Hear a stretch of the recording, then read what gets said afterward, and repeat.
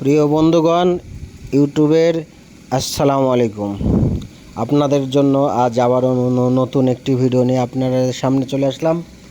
আর আপনারা যদি আমার চ্যানেলে নতুন হন, অবশ্যই দয়া করে আমার চ্যানেলটিকে সাবস্ক্রাইব করবেন।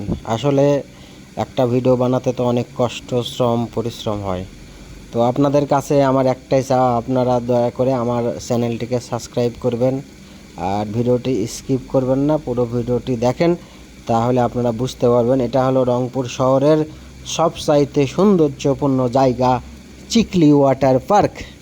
আর এই পার্কে যে ব্যক্তি একবার আসবে, সে মানে কি বলবো, আর সে দ্বিতীয়বারও আসার আগ্রহ জাগবে।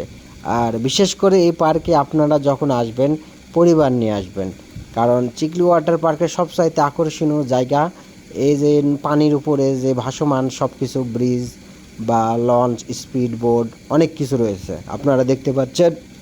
আর এই দিঘিটা বিশাল লম্বা, অনেক জায়গার উপরে দিঘিটা।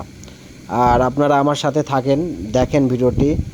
আর সামনে আমি চিকলি ওয়াটার পার্কের পুরো ভিডিওটা আপনাদের সামনে আমি এনে দেখাবো, আশাবাদী।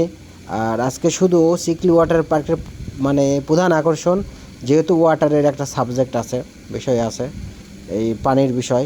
তো পানির উপরে এমন মানে কার্যকলাপ আপনারা দেখলে অনেক মানে হবেন, মানে এমন একটি জায়গা আর এমন একটি ভিউ, মানে মানে কীভাবে বা সুন্দর জায়গা, মন ছুঁয়ে যাওয়ার মতন কাজ করছে কর্তৃপক্ষ।